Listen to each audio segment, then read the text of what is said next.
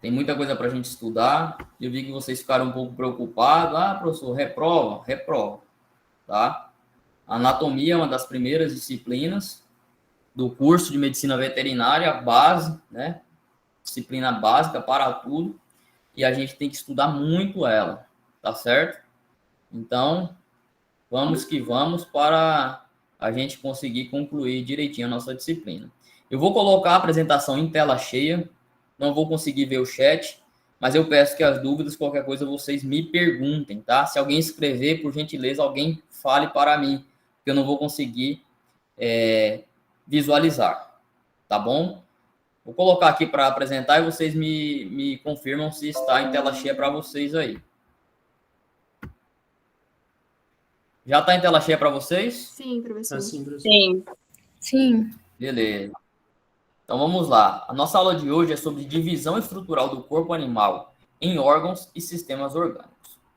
Então, pessoal, nesse início da disciplina, a gente já viu a parte das regiões, a divisão do corpo em regiões, né? A gente já viu a questão sobre as divisões da anatomia, a gente viu do histórico da anatomia, a gente viu dos métodos de estudo da anatomia, a gente viu sobre nomenclatura anatômica, e hoje nós vamos falar sobre a divisão estrutural, ou seja, em estrutura do organismo, para completar o organismo, como é que é formado? Desde a parte mais mínima, né, menor, a parte microscópica, até a parte macroscópica, que é onde a gente vai visualizar a olho nu, que é a anatomia descritiva, a descrição das estruturas anatômicas, tá certo? Então, diante disso, a gente começa pela menor parte, a menor partícula que é, dentre os níveis de organização, é a célula. Alguém poderia me falar como é que a gente conceitua célula? O que é uma célula? Célula não é só um grupo de igreja, tá? A gente está falando agora célula relacionada ao organismo. Alguém pode falar o que é uma célula?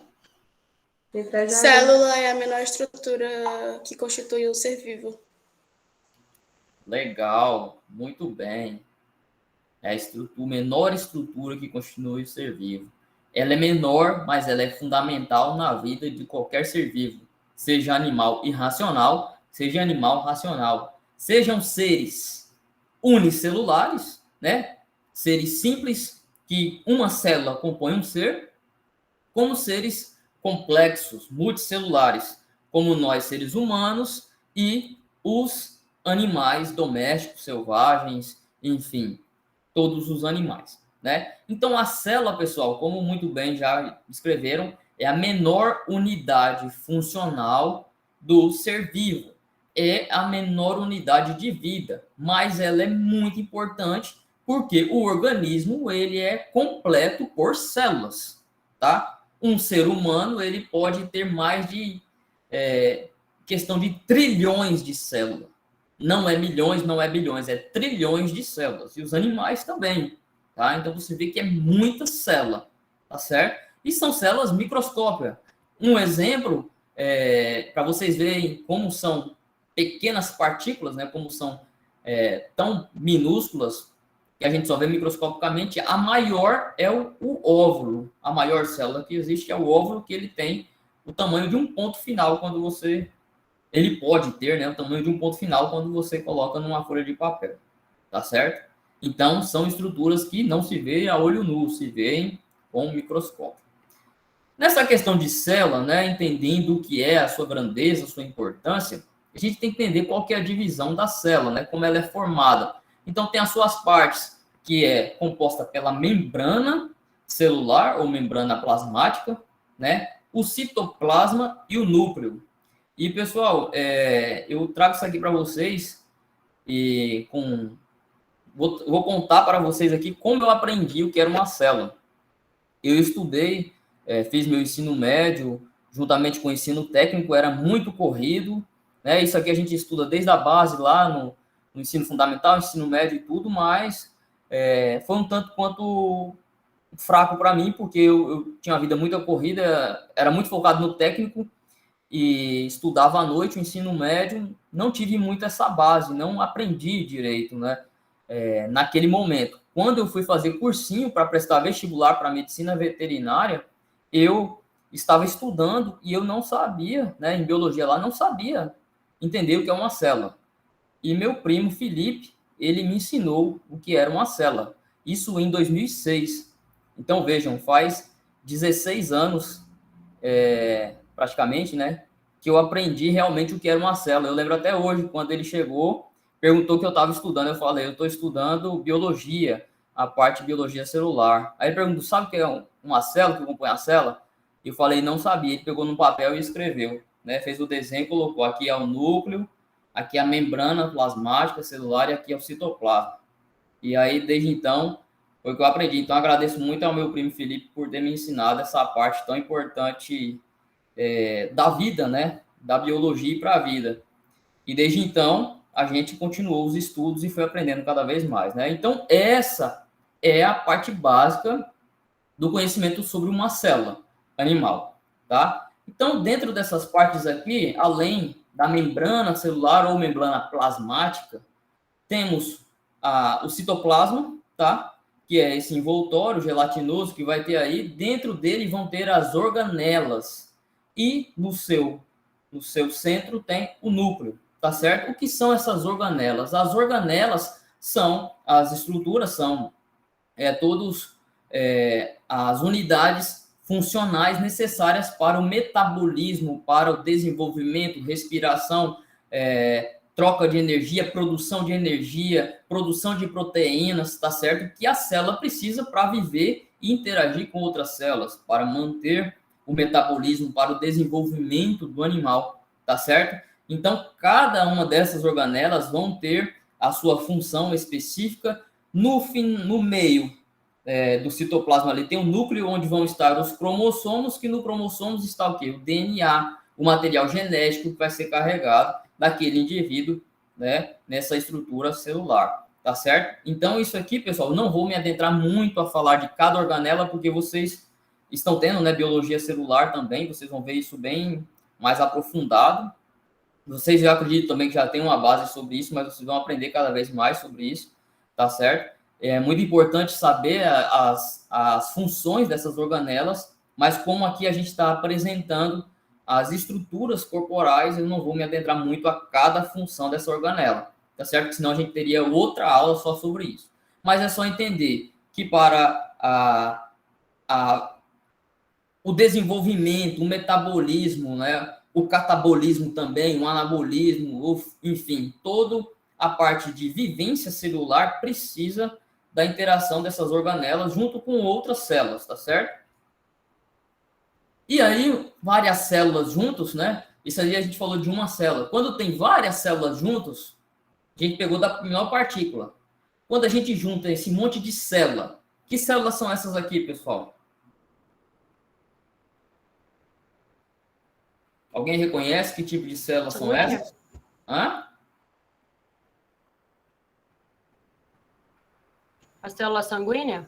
Células sanguíneas, né? São os eritrócitos ou hemácias, né? Células vermelhas, tá certo? São células que vão carregar o sangue, né? Que vão carregar o sangue, distribuir pelo corpo, onde vai estar levando o oxigênio, o gás carbônico também, quando ele faz a retirada no sangue venoso, quando está fazendo a nutrição, levando nutrientes e também trazendo de volta para a excreção dos metabólitos, né? Então, o sangue, ele é composto principalmente por essa parte de fração vermelha, as hemácias ou eritrócitos, né? Que são um monte de células. E quando eu agrupo um monte de células, né? Peguei a menor unidade, célula. Depois das células, agrupando esse monte de células, eu formo o quê? Formo o... Começa com T. Tecido. Tecido, muito bem. Então, os tecidos nada mais são do que conjunto de células realizando a mesma função e com características semelhantes, onde ocorre a formação de um tecido, né? Então, quando tem várias células sanguíneas junto, vão formar o tecido sanguíneo. Ué, professor, sangue é tecido? A gente vai ver daqui a pouco lá na frente que tipo de tecido é esse, tá bom?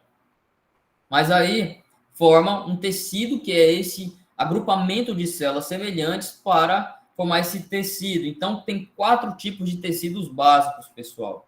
O tecido epitelial, o tecido conjuntivo, o tecido muscular e o tecido nervoso. Tá ok? Até aqui tudo certo? Tranquilo?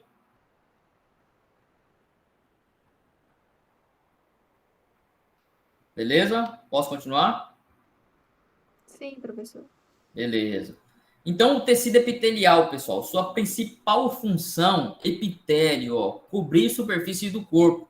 É só lembrar, epitélio lembra de pele, tá? Cobrir a superfície do corpo, principalmente essa parte da pele, tecido epitelial, onde vai estar em maior quantidade. Ele é composto inteiramente de células, tá? É basicamente só célula. Justapostas são que juntas umas nas outras, entre as quais se encontra pouca substância extracelular. É basicamente mais substância celular, mas mais células, né? Então, como as células do tecido epitelial não possuem vasos sanguíneos, os nutrientes são recebidos através de tecido conjuntivo subjacente, que vai estar em contato íntimo ali com o tecido epitelial. Que a gente vai ver daqui a pouco que o tecido conjuntivo é um outro tipo de tecido, tá certo? Então, a gente pode encontrar o tecido epitelial, principalmente como a gente falou aqui, superfície da pele. Então, essa médica veterinária aqui está com uma lupa, ela está ali tirando os pelos do animal para observar ali, ó, a pele. Então, no animal vai ter o quê? Primeiro a pele, é como nós seres humanos aqui, ó, nós temos a pele e em cima temos os pelos, tá certo? Então, essa parte de cima é a epiderme, é a parte mais externa. Essa é a pele. Isso aqui é principalmente composto por tecido epitelial. Pele, tecido epitelial. Nos animais, a mesma coisa, tá bom? Ela também faz revestimento da boca, tá? Dessa região circular da boca, tecido epitelial na cavidade oral do animal, tá? Intestino, a gente tem um revestimento de tecido epitelial na parte intestinal também, tá? Na bexiga urinária, a gente vê aqui, ó, nessa imagem, nesse esquema do sistema urinário do animal, a gente observa aqui a bexiga urinária, que ela tem bastante tecido epitelial, tem outros tipos de tecido também, como a gente vai ver, tá? Mas tem o tecido epitelial em abundância aqui, tá? E aqui, ó, só já aproveitando a imagem, tem o ureter, onde faz a ligação da bexiga para o rim, né? E os rins, tá? Não é só o rim, é quando a gente fala rim, eu tô falando singular. E quando eu estou falando plural, são rins, tá bom? Então, os animais têm os rins em pares, tá certo? São órgãos pares. E já observem uma dica para a vida anatômica. O rim direito, ele é mais cranial que o esquerdo. E aqui a gente já traz assunto da aula passada, quando eu falei a questão de posições e delimitações anatômicas. Como é que aqui é cranial? Você está vendo que o direito ele está mais à frente, mais em região ao crânio? Concordam comigo? Isso aqui numa vista dorsal, ou mesmo que se fosse ventral, quando eu observasse o antímero direito, né? O rim direito ele está mais à frente, mais acima, mais perto do crânio, ele é cranial, tá certo? Então, quando vocês forem fazer uma avaliação anatômica, um estudo anatômico ou anatomopatológico, vocês observarem a posição anatômica correta do rim direito, ele é mais cranial do que o esquerdo, tá certo? Também tem tecido epitelial, pessoal, nas glândulas, que são estruturas que secretam e excretam substâncias úteis e resíduos. O que é isso? Secretar e excretar. Secretar é quando, por exemplo, as glândulas endócrinas, que faz parte do sistema endócrino, faz secreção dentro do organismo animal, tá certo? Seja próximo a essa glândula ou jogando, né, secretando, na verdade, esse hormônio, que são as secreções, essas substâncias hormonais, na corrente sanguínea para agir em uma determinada estrutura ou determinado órgão-alvo, tá certo? Secreção. E excreção de substâncias, né, que também podem ser úteis ou até resíduos, é quando está excretando para fora daquele local.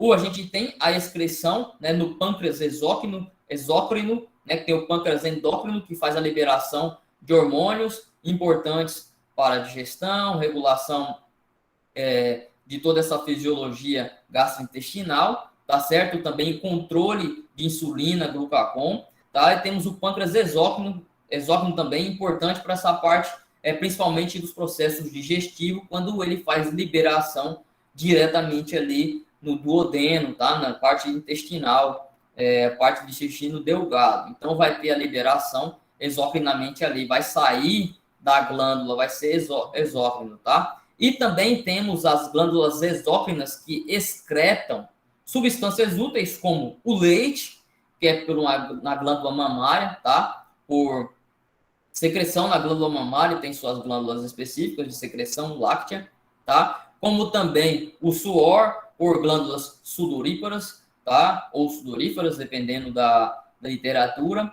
tá certo? Glândulas sebáceas e também essas substâncias como suor e gordura podem ser também resíduos, podem ser excretas para serem desprezados, para serem jogados fora para manutenção do equilíbrio do organismo, como a gente falou.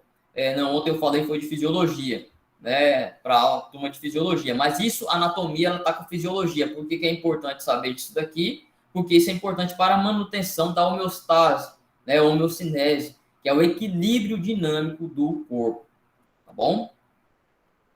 Outro tipo de tecido que nós temos é o tecido conjuntivo. Então, pelo nome, você já vê conjunção, juntar. Então, a principal função do tecido conjuntivo é manter junto o corpo, conectar as suas células e dar suporte, tá? É manter aquilo ali em conjunto. De certa forma, manter uma estrutura, dar um suporte. Então, pode ser composto de células e variedade de substâncias intercelulares não vivas, como fibras, o que ajuda na resistência, tá certo, pessoal? E aqui no tecido conjuntivo existem vários tipos de tecido conjuntivo. Temos desde tecidos conjuntivos de consistência mais mole, como mais firmes, mais duros, né? Como exemplo, temos o tecido adiposo, que são os adipócitos, né? Formando vários adipócitos, formam o tecido adiposo, que é gordura, né? Aquela gordurinha que a gente tem na barriga ali, aquele acúmulo de gordura, tecido adiposo, são os adipócitos acumulados, tá certo? Ele é bem mole, bem molezinho. E temos também exemplo de um tecido mais firme, que é o tecido ósseo, tá? O osso também é um tecido. Só que o tecido ósseo lembra, como a conceituação do tecido conjuntivo diz, células, porque tem células ósseas, osteoclastos, osteobastos e osteócitos, tá certo? A gente tem essa parte celular, mas a gente também tem a parte mineral, a parte composta por cálcio, por magnésio, por fósforo, tá certo? Na parte óssea, que também tem essas fibras ósseas de tecidos ali para formação do tecido ósseo, que dá mais firmeza. Também temos o tecido cartilaginoso ou cartilagíneo, que também é mais firme, mas é composto de células e essa parte de fibras que vão fazer com que fibras cartilagíneas que fazem ter mais firmeza nessa estrutura. Beleza? E o sangue, como eu falei para vocês, o sangue é um tecido? Sim, é um tecido especial ou especializado de tecido conjuntivo. E o sangue ele é composto por duas frações. A fração líquida, que é o plasma, tá certo?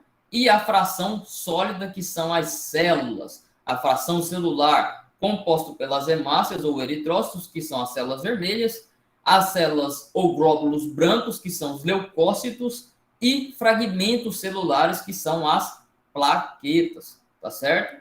Então, esse é um tipo de tecido conjuntivo especial, que é o sangue. Sangue é vida. Temos também o tecido muscular. E a principal função do tecido muscular é movimentar o corpo por dentro ou por fora, tá? Então, quando você vê um animal se movimentando, pessoal, o animal andando, ele precisa de várias estruturas para ter a locomoção, é o que a gente chama de sistema locomotor, que é composto por ossos, articulações e músculos, tá? Os ossos são agentes passivos da movimentação. Os ossos não têm inervação para fazer movimento de alavanca. Quem faz esse movimento de flexão, tá? De extensão, certo? esses movimentos todos que a gente faz com os nossos membros no corpo, enfim, na cabeça, são originados pela função muscular, tá certo? Então, temos 3 tipos de músculos. O músculo esquelético, que ele está envolto ao esqueleto, aos ossos, tá? Então, mais os ossos maiores, temos tecidos muscular esquelético, tá certo? E ele é estriado, ele tem várias estrias, várias fibras, tá certo? Temos o músculo liso, que é um músculo que ele não tem estriação, ele é totalmente liso e ele é mais internamente ao corpo, nas vísceras, tá certo? E ele tem mais uma função autonômica ou quase que automática, porque é o sistema nervoso que vai controlar isso automaticamente. E temos o músculo estriado cardíaco, tá? Que ele também tem fibras, ele tem todas as ramificações, ele está no coração, tá certo? Presente no coração. E ele também tem essa função automática, autonômica, tá? Porque ele é controlado pelo sistema nervoso também, pela fisiologia nervosa e fisiologia cardíaca, tá certo? Então, tem várias nuances, né? Tem várias coisas que vão ocorrer durante a vida do animal que vão influenciar no ritmo cardíaco, no batimento cardíaco, né? Na movimentação para a continuação. Mas é uma coisa que a gente como somos seres racionais, né?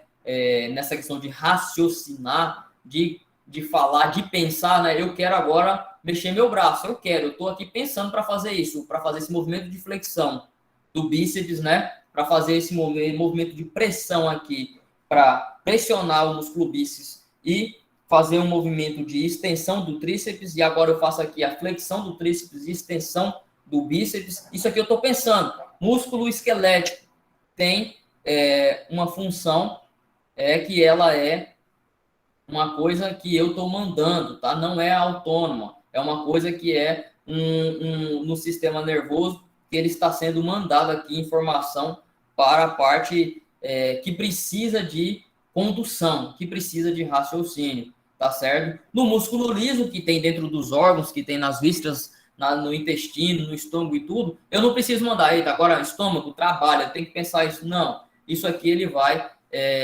ocorrer normalmente, sem nenhum problema, tá certo? Eu vou estar como, se eu acabei de tomar um café ali, comi alguma coisa, vai estar ocorrendo os processos digestivos automaticamente, autonomicamente, sem que eu esteja pensando para isso ocorrer, sem que eu esteja mandando sinalizações. O cérebro manda automaticamente, de acordo com as mudanças que ocorrem no corpo.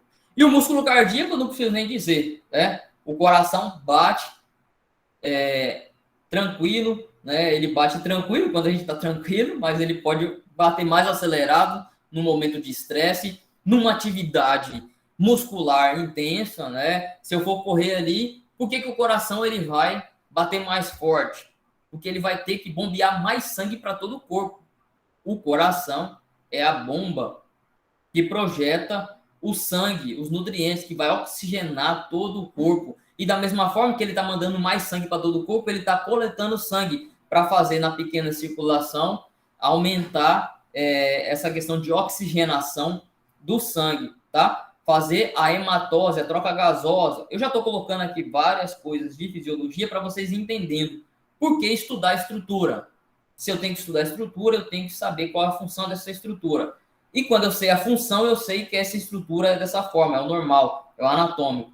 Se essa função está desregulada, se essa função está errada, diferente, tem alguma coisa ocorrendo. Será que é um problema estrutural, anatômico? Será que é um problema orgânico? Será que é uma quebra de homeostase? Enfim, isso já é a parte clínica, isso já é a parte de entender a fisiopatogenia de algum evento ocorrendo na saúde do animal.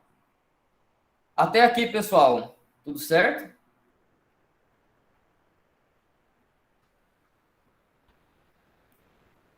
Dúvidas? Não, professor.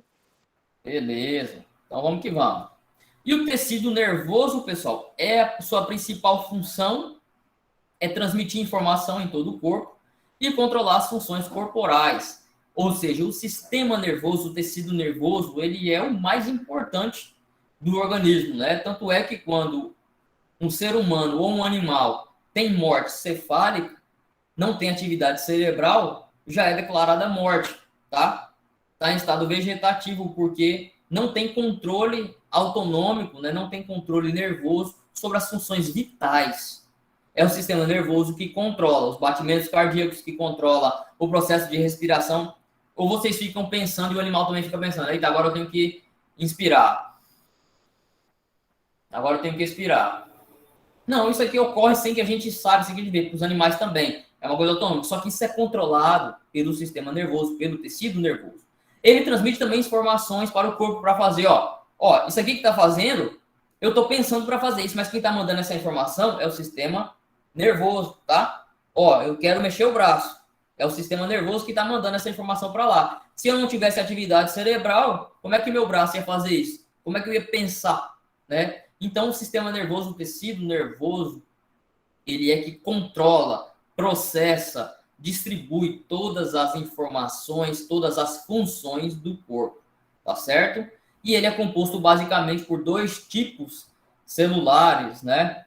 Neurônios, que é a unidade funcional do sistema nervoso principal, onde vai ter a condução das informações, da transmissão dessas informações, sejam por sinapses, que são essas conduções químicas, tá? Ou elétricas, químicas quando tem a transmissão por mediadores químicos, tá certo? Hormonais, e quando tem-se também os elétricos, quando são impulsos nervosos, impulsos elétricos transmitidos pelos neurônios.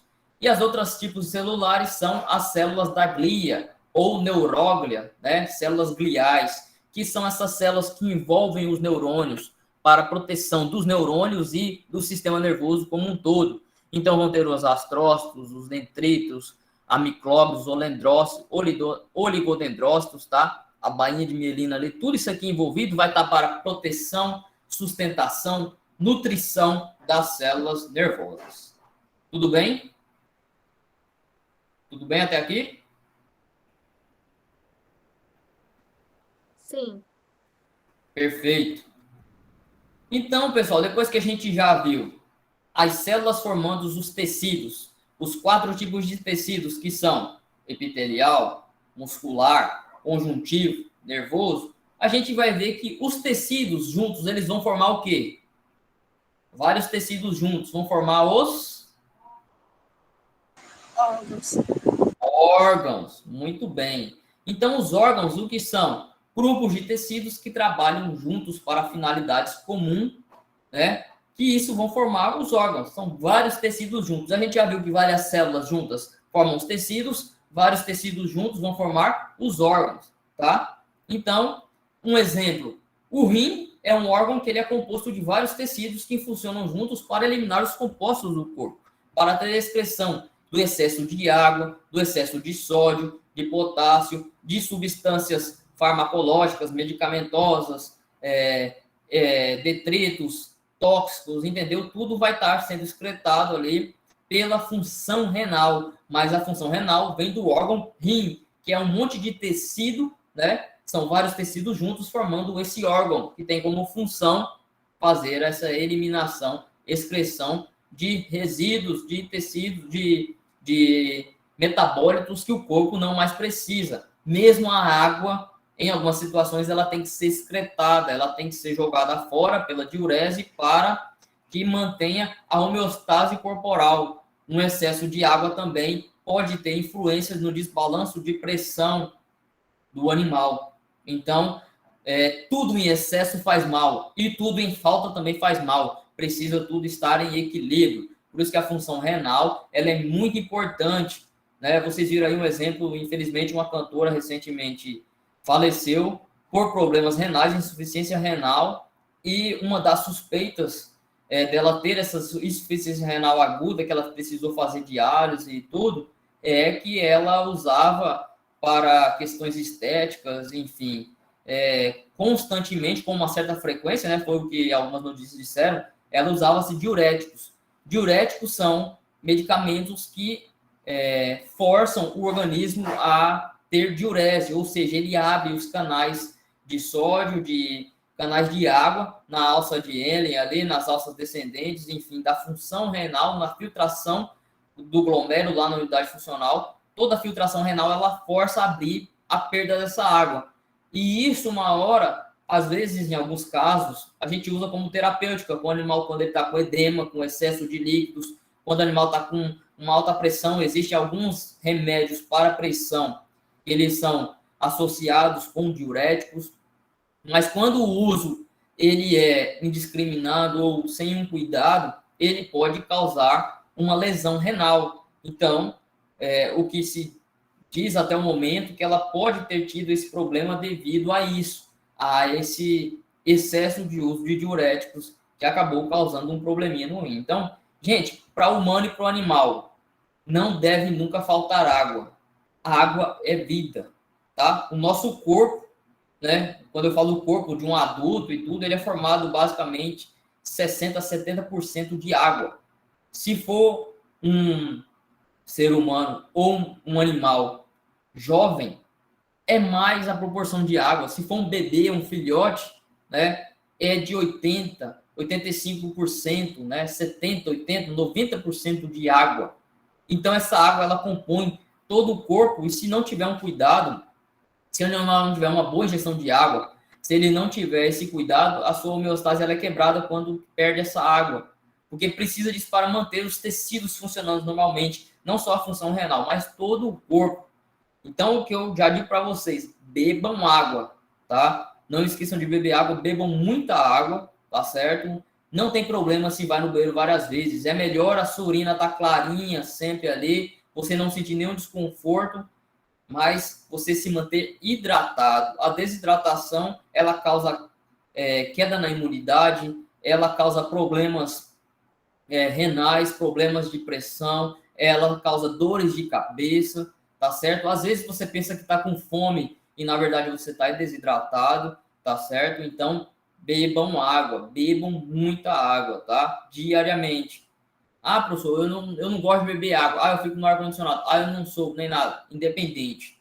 Nós, como seres adultos, né, que já a maioria aqui todos somos, né, vocês já estão acima de 18 anos aí, enfim, em média de 60, 70 quilos acima, a gente tem que tomar 3 litros de água, mais ou menos, dependendo da composição corporal, se tiver mais musculatura, se você tiver mais submetido a calor extremo, a atividade física intensa, você tem que dobrar a sua ingestão de água.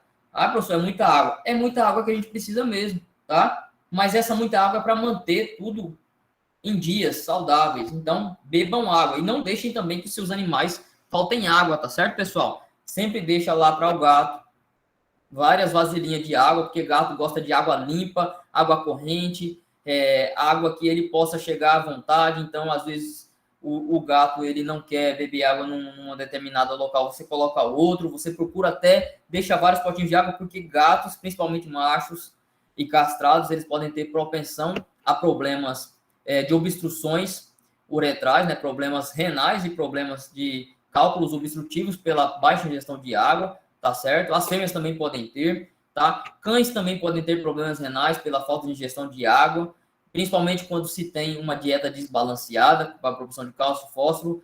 Ruminantes também, ovinos, enfim, equídeos, todos os animais devem beber água à vontade. E água para animal, pessoal, não é água do ar-condicionado, não é água da chuva, é água filtrada, água mineral, água boa, água de qualidade. Não é para dar barro para animal nem nada. Isso é bem-estar animal, isso é compromisso com a saúde do animal, com a vida do animal. Então, vamos beber água e vamos dar água para os animais, água em quantidade e qualidade, beleza?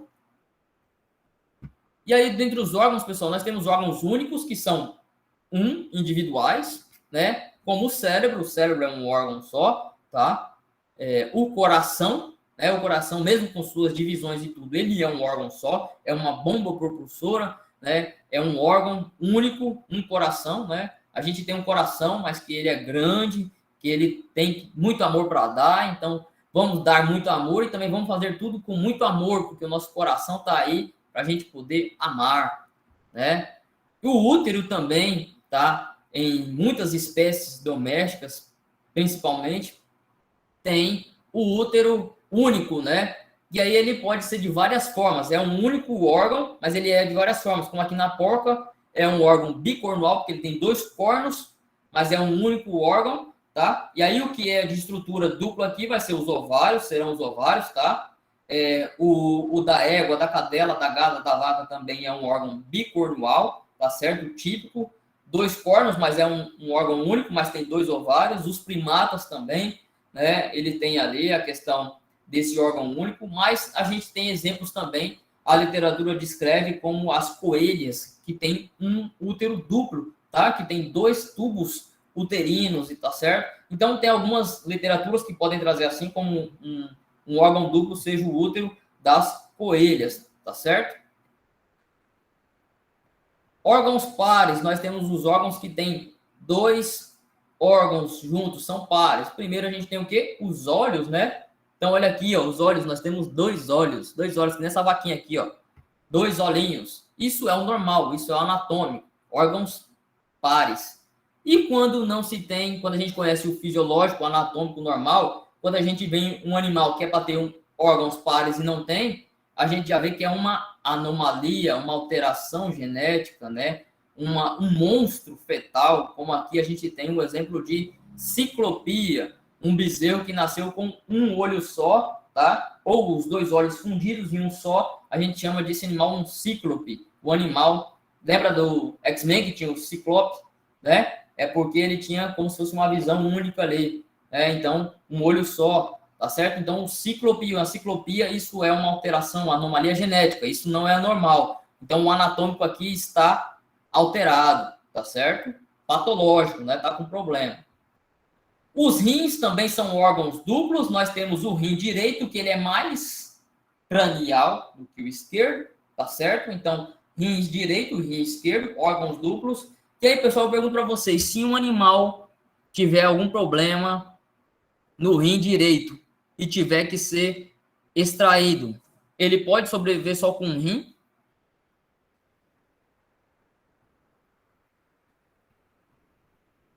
E aí, pessoal? Eu chuto que sim, não sei. E esse chute é por quê? Tudo tem que ter um porquê. Justifique sua resposta.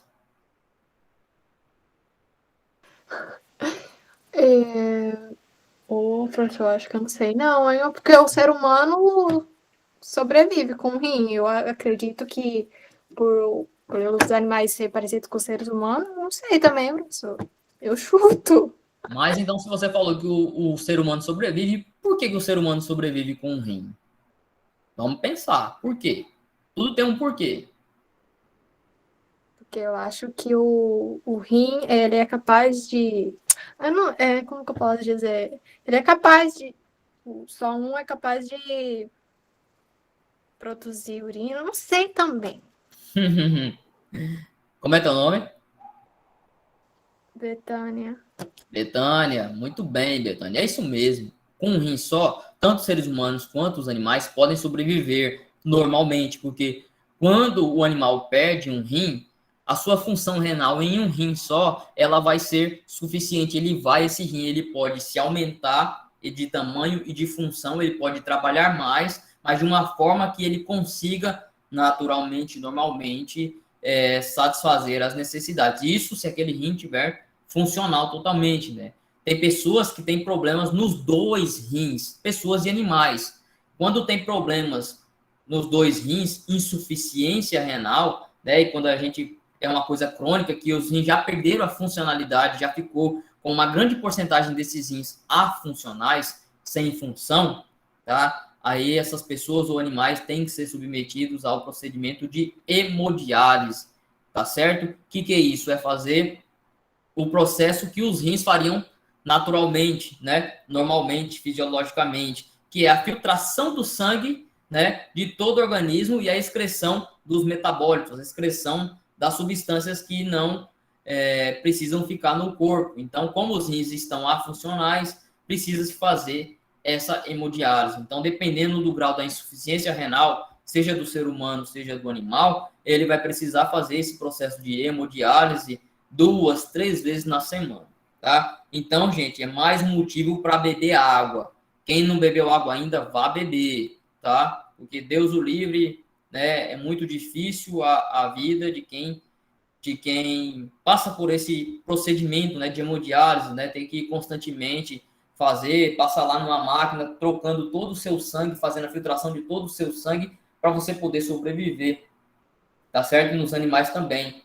É difícil, né? Claro, a pessoa vai estar sobrevivendo, o animal vai estar sobrevivendo, é uma condição, mas muitas das vezes isso pode ser evitado com um simples manejo básico de hidratação, de ingestão diária de água. Então, por favor, bebam água. E dê água para os seus animais, né?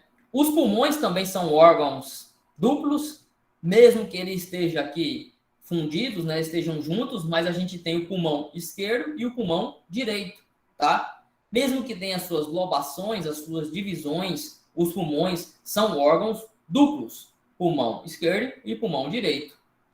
Beleza?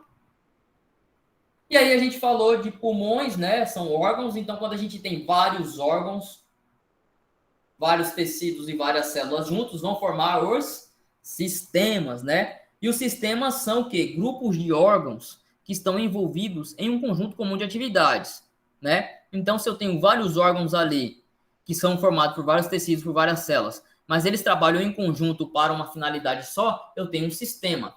Como exemplo aqui, eu tenho o sistema digestório, que ele vai ser capaz de ter atividades de obtenção do alimento pela boca, digestão pela parte inicial, tanto no estômago e no intestino, absorção intestinal e excreção dos resíduos, né, pela formação e eliminação das fezes. Então, os órgãos que vão compor esse sistema digestório, aqui temos o exemplo, né, a vaquinha lá comendo, tem aqui a sua boca, a cavidade oral, o esôfago, onde vai passar esse bolo alimentar e vai lá para o rúmen, né, antigamente chamado de pança, o tambor, tá? Do rúmen vai passar para o retículo, que é também antigamente chamado de barrete, como está aqui na foto, né? Que é o segundo compartimento gástrico do ruminante. Do retículo, esse bolo alimentar ele volta junto com o rúmen para a boca para fazer o movimento remastigatório, movimento de ruminação, tá certo? Volta depois do retículo, vai para o folhoso, que é o omaso, tá? O omaso ele tem as suas folhas, como se chamado também de livro, tá certo? O livro, o omaso ali, o folhoso, a gente tem que ter muito folhoso, ler vários livros, estudar bastante para poder ser bom médico veterinário. E depois nós temos o coagulador, ou seja, o estômago verdadeiro, o estômago químico, que é o abomaso, tá certo? Depois do abomaso, já temos o intestino. Intestino que é composto por intestino delgado, onde se tem o duodeno, jejúnio e íleo, e o intestino grosso, onde tem seco, cólon, tá certo? Depois ampola retal, trato retal, né? E aí tem a excreção pelo ânus das fezes. Então, todos esses órgãos aqui compõem o sistema digestório. São órgãos digestivos, né? Porque vão fazer a função da digestão, tá? E são órgãos que compõem o sistema digestório. Beleza? Beleza? Beleza. Beleza. Beleza. Então, sistemas, pessoal, a gente aqui tem uma tabela que é até do Kohlberg-Basser, livro que eu já indiquei para vocês aqui. O sistema esquelético, né, que ele é componente principal dele são os ossos e as articulações, né? Então aqui principalmente os ossos, tá? As articulações do sistema articular, mas também está junto com o esquelético. É a parte passiva da movimentação. O tegumento, né, sistema tegumentar, composto por pele, pelos, unhas, cascos, tá certo? O sistema nervoso, que é composto pelo sistema nervoso central, sistema nervoso periférico, os nervos periféricos, né? O sistema cardiovascular, composto pelo coração e vasos sanguíneos, também chamado, por algumas literaturas, sistema circulatório, que aí também envolve a parte do sistema linfático, tá certo? A drenagem linfática do corpo, com os órgãos linfáticos também, que a gente vai ver isso também, tá? O sistema respiratório, onde tem os pulmões e as vias aéreas superiores e inferiores. O sistema digestório, onde tem um tubo gastrointestinal. E os órgãos digestivos acessórios, que além desses órgãos apresentados naquela imagem, nós temos o fígado, o pâncreas, tá certo? O sistema muscular, que é composto pelos músculos esquelético, cardíaco e músculo liso, tá? Os órgãos do sentido, que são os órgãos que têm a percepção para com o mundo, para com o exterior. Então, tem os órgãos do sentido gerais e especiais, os órgãos sentidos, órgãos da visão, são os olhos, órgãos da audição, os ouvidos, órgãos do paladar, né, que temos a língua, órgão do olfato, nariz, as células do tecido olfatório, tá certo? Órgãos do tato, né, que temos as mãos, que temos a parte tátil, né, os animais têm as patas ali, os coxins, enfim. O sistema endócrino, que é composto pelas glândulas endócrinas e os hormônios, né? O sistema urinário, onde é composto por rins, ureteres, bexiga urinária, uretra, tá? E o sistema reprodutor, onde tem as estruturas reprodutoras, tanto masculinas quanto femininas, né? Testículo, prepúcio, pênis, vagina, vulva, útero, enfim. E as funções dos sistemas, né? Qual que é a função do sistema tegumentar? A pele é o quê? Cobertura, protetora do corpo do animal. Isso aqui é do... Esse aqui é do... Eu acho que é do DICE, tá certo? Depois eu vou ver direitinho. Eu acho que é do DICE isso daqui, tá certo? O esqueleto e as articulações, a estrutura de suporte do corpo, tá? A musculatura esquelética para a locomoção, a função principal. Lembra que agente passivo, o agente ativo são os músculos, né? Musculatura esquelética é um músculo para a locomoção. E o esqueleto é a parte passiva, tá? O sistema ósseo. O sistema digestório, a principal função. Ingestão dos alimentos, mastigação, digestão química, excreção, absorção, tá? Sistema respiratório, suprimento de oxigênio para o corpo, eliminação de dióxido de carbono para fora. A fonação também faz parte, né? A fonação, a comunicação, tanto a verbação quanto a comunicação dos animais e também para a comunicação, seja para a marcação de território, para a reprodução, para avisar de perigo aos outros animais, isso é muito importante para os animais. Sistema urinário genital, para a excreção das excretas, né, do que não precisa mais, e para também a reprodução, quando se tem a liberação dos fluidos reprodutivos, como o sêmen, né? Sistema nervoso, a regulação, transmissão, reação a estímulos externos, a controle de toda a funcionalidade do corpo. Os órgãos dos sentidos, né? A recepção dos estímulos externos, então a luz, o que a gente está vendo aqui, são focos de luz que vêm e projetam essas informações, né? Tem os cones e bastonetes na nossa visão aqui, onde por esse reflexo de luz vai dar todas essas informações, isso que a gente está projetando e vendo nos animais também. Estímulos que vêm pelos odores, né? Então vai estimular por nossas células quimiorreceptoras que tem na parte olfatória, né? Então, quanto mais o animal precisa dessa região olfatória, mais aguçado é o seu olfato, tá? A gente vê cães farejadores aí, ursos, animais que têm um olfato aí de quilômetros, tá certo? Órgãos dos sentidos, né, como já falei, nos estímulos externos, glândulas endócrinas, que faz a regulação de funcionamento celular por meio dos hormônios. Então, o sistema endócrino está muito envolvido com o sistema nervoso, faz toda a regulação hormonal do corpo do animal. Então, a gente sabe o quanto os hormônios influenciam na nossa vida. Os hormônios trazem sensação de bem-estar, os hormônios trazem sensação de força, de disposição, bem como também a falta de alguns hormônios podem trazer indisposição, cansaço, fraqueza, tá? Está relacionado ao ciclo reprodutivo, a período de fertilidade, a recepção, a cópula, a fecundação, a questão da manutenção da gestação, tudo isso é hormonal. O sistema imune, que também está relacionado, tá, com todos esses outros sistemas que vão influenciar, principalmente o endócrino aqui, porque um alta de estresse, liberação de hormônio do estresse, o cortisol, vai causar uma baixa na imunidade, na proteção do sistema de defesa do corpo, e aí pode estar relativo a infecções, tá certo? Dúvidas?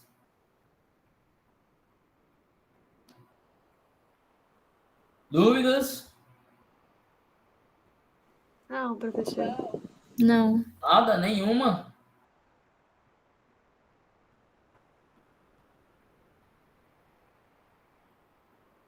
Dou-lhe uma. Dou-lhe 2. Dou-lhe 3. Então, beleza, pessoal. Então, essa foi a nossa aula de hoje, né? A literatura utilizada para a construção dessa aula foi o Koenig, né? Libet, Anatomia dos Animais Domésticos, 6ª edição, tá? E o Kohlweiler-Basser, tá? Então, são livros que aqui é Anatomia e Fisiologia Clínica para Medicina Veterinária. Algumas imagens eu tirei desses livros aqui. É o livro que eu também indico para vocês continuarem os estudos, tá certo? E agora que encerramos a nossa aula, fico à disposição de vocês. Mais uma vez, me coloco para qualquer dúvidas. E se não tiver dúvidas, vamos encerrar por aqui. E depois eu vou passar as informações para a próxima aula. Tá certo? Posso colocar sim, Adriele.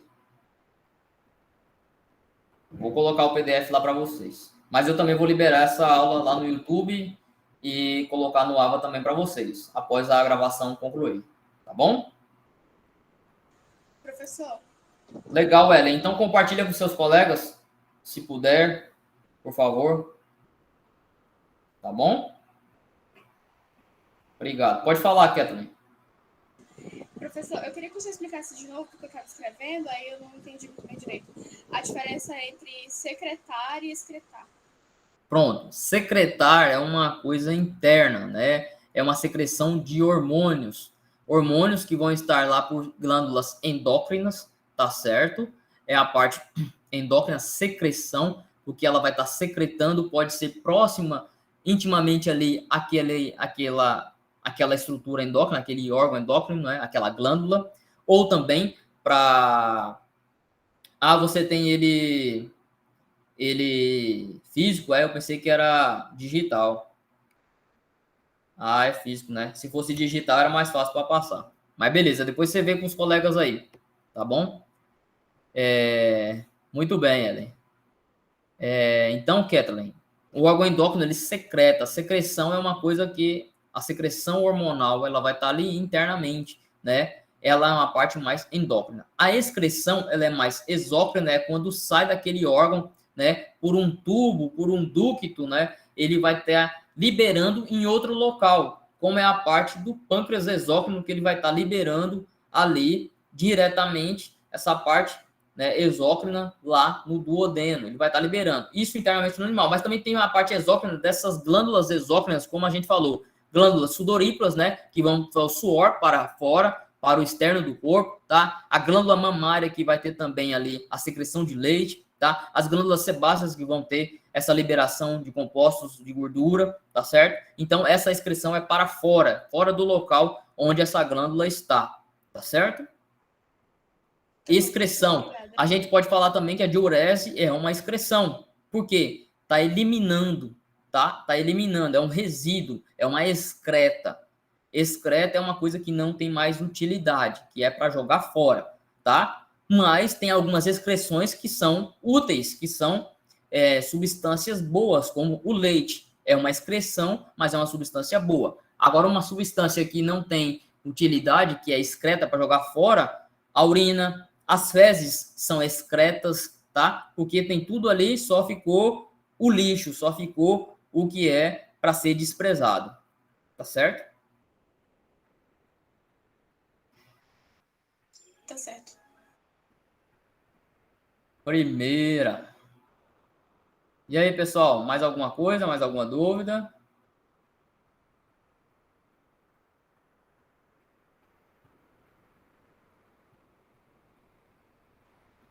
Se não tiverem, então eu vou parar a gravação e vamos falar um pouquinho aqui sobre a próxima aula, beleza?